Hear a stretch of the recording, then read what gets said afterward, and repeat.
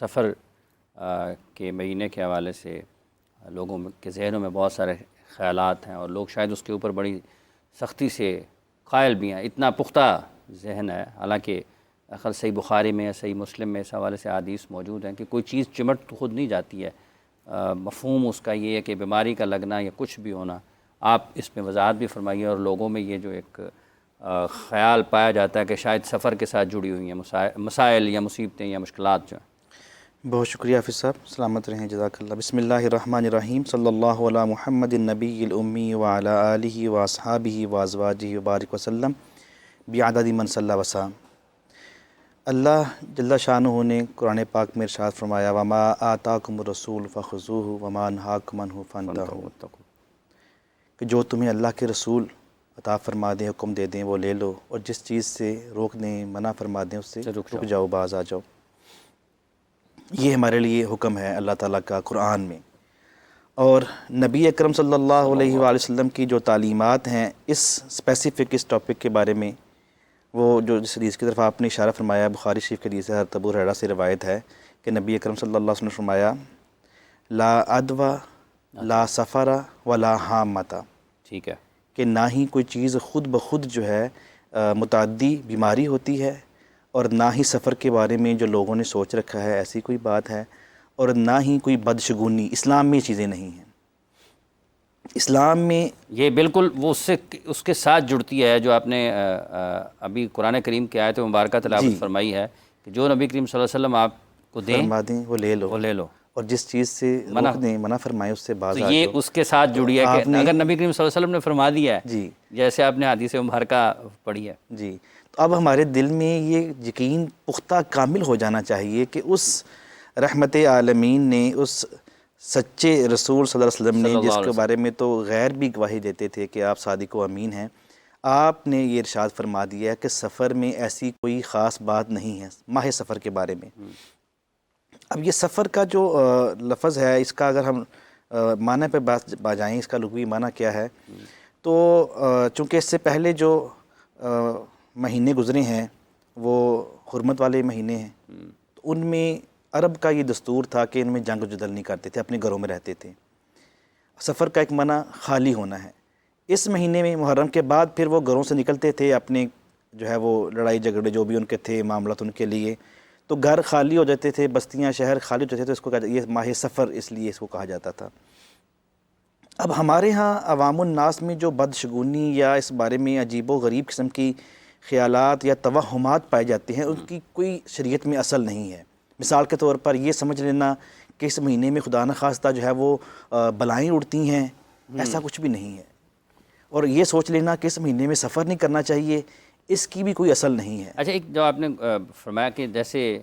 زمانہ جاہلیت کا آپ نے ذکر کیا کہ جنگ و جدل نہیں ہوتی تھی حرمت والے مہینوں میں، کیا پھر لوگوں نے یہیں سے خیال لیا کہ چونکہ یہ وہاں سے چیز چلی آ رہی ہے، لوگ اپنے گھروں سے نکل جاتے تھے اپنے رکے ہوئے کام چلانے کے لیے، تو وہاں سے پھر یہ چیز نکلتی ہے؟ ایک وہاں سے یہ نکلتی ہے، کچھ ہمارے ہاں جہلاء نے بھی کچھ عجیب سی باتیں مشہور کر دی ہیں، سوشل میڈیا میں کوئی چیز دیکھے بنا، کوئی چیز اس کی اصل دیکھے بنا چل پڑتی ہے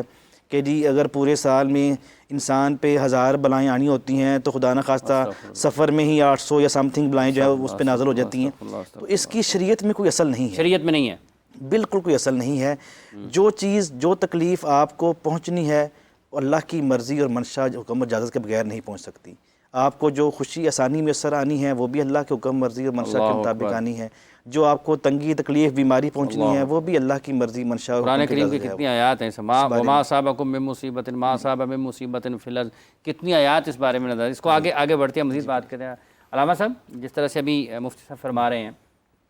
احادیث شریف کا بھی ذکر فرمایا ہے، تو یہ بہت زیادہ لوگوں کا وہم ہے، سنی سنائی باتوں کے اوپر ہیں، یا پھر ایک چلی آ رہی ہے بات، پتہ نہیں کتنے سو سال سے چلی آ رہی ہے، ہزاروں سالوں سے چلی آ رہی ہے، لوگ اسی کو باوجود اس کے کہ آج سارے کے سارے ہم الحمدللہ مسلمان ہیں، قرآن ہمارے سامنے ہے، نبی کریم صلی اللہ علیہ وآلہ وسلم کی مبارک سیرت ہمارے سامنے، اس کے باوجود بھی یہ ہے کہ جب سفر آ گیا تو مشکلات آئیں گی۔ اعوذ باللہ السمیع العلیم من الشیطان الرجیم، نحمدہ و نصلی علی رسولہ الکریم۔ پہلی بات یہ ہے کہ لوگوں نے اس مہینے کے اندر کچھ لوگ سفر کرنے سے رک بھی جاتے ہیں رک بھی جاتے ہیں اور سفر کے دوران اگر ان کو کوئی چیز ایسی نظر آتی ہے، مثال کے طور پہ بلی جو راستہ کاٹ لے، تو وہ کہتے ہیں کہ ناؤز باللہ اب ہم یہ سفر کریں گے تو ہمارے سفر کے اندر رکاوٹ پیدا ہو جائے گی۔ اور اسی طرح اگر کوئی الو کی آواز سن لیتی ہے تو وہ کہتے ہیں کہ جی الو کا بھی ذکر ہے حدیث میں، الو کا بھی ذکر ہے، الو کی آواز سن لیتے ہیں تو وہ کہتے ہیں کہ جی اب جو اس گھر کے اندر مصیبتیں آنی ہی آنی ہیں۔ حالانکہ سارا دن بھلے بندہ کام کو دلوں والے کرتا ہو، جی تو ڈال دوسرے کے اوپر دیں، جی ایسی۔ تو اللہ رب العزت فرماتے ہیں کہ ظاہر الفساد فی البر والبحر بما کسبت ایدی الناس، جو زمین اور خشکی اور تری کے اندر جتنی بھی انسان کے لیے مصیبتیں ہوتی ہیں وہ انسان کے اپنے ہاتھوں کی کمائی ہوتی ہے۔ یعنی انسان پہ کوئی تکلیف آتی ہے، کوئی پریشانی آتی ہے تو وہ انسان کے اپنے اعمال کی وجہ سے آتی ہے۔ اگر انسان کے لیے کوئی خوشحالی آتی ہے، شاندار علامہ صاحب کہتا ہے کیسی شاندار آیت کریم ہے کہ خشکی یا تری، اگر آپ میں پانی، اگر آپ سمندر میں ہیں وہاں پر کوئی مصیبت آئی ہے تو اس کی وجہ آپ خود ہی ہوں گے۔ جی اللہ اکبر، جاری رکھیں۔ اور اسی طرح ایک بات یہ بھی کرتے ہیں کہ سیدنا حسین رضی اللہ تعالیٰ عنہ کو محرم کے مہینے میں شہید کیا گیا اور سیدنا حسن رضی اللہ تعالیٰ عنہ کو سفر کے مہینے کے اندر شہید کیا گیا، تو اس نسبت سے بھی کہتے ہیں کہ آل رسول پہ تکلیفیں جو ہیں ان مہینوں کے اندر آئی ہیں، لہٰذا ان مہینوں کے اندر شادیاں کرنا، ان مہینوں کے اندر خوشیاں منانا اور دیگر کام کرنا یہ صحیح نہیں ہے، کیونکہ اگر ان پہ مصیبتیں آ سکتی ہیں تو ہمارے اوپر تو بالاولیٰ مصیبتیں آئیں گی۔ لیکن نبی کریم صلی اللہ علیہ وسلم کی احادیث مبارکہ جو ہے اس کو نظر انداز کر دیا جائے۔ کالر ہے ہمارے ساتھ، السلام علیکم جی، کون سا محترمہ، کہاں سے ہیں؟ وعلیکم السلام، میں لائبہ بات کر رہی ہوں اسلام آباد سے۔ فرمائیے۔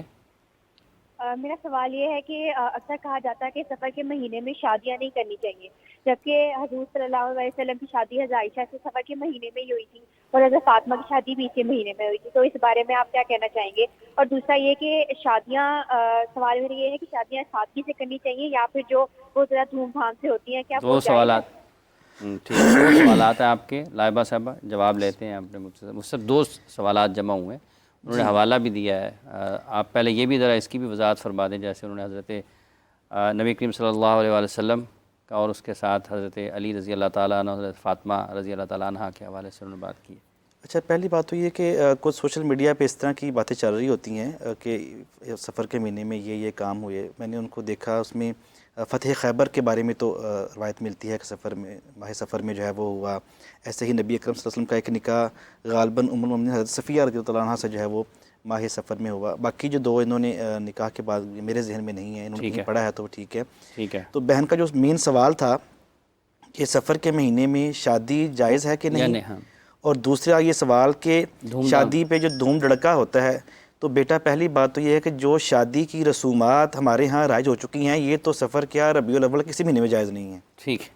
ہے، یہ شادی کے اوپر ہمارے ہاں ناجائز خرافات اور یہ چیزیں جو ہو چکی ہیں، اس طرح کی شادی کی خرافات تو شرعاً کسی بھی مہینے میں کرے تو جائز نہیں ہے۔ البتہ شادی کا جو مقصد ہے، شادی کا جو نکاح ہے، اس کو ماہ سفر میں آپ کر سکتے ہیں، شرعاً کوئی قباحت نہیں ہے، نہ کہیں حدیث میں منع ہے اس پہ۔ سفر المظفر جو دوسرا مہینہ ہے اسلامی سال کا، اس میں نکاح کے بارے میں، شادی کے بارے میں کوئی ممانت حدیث ممانت میں نہیں ملتی، نہ ہی کہیں جو ہے وہ علماء کی طرف سے،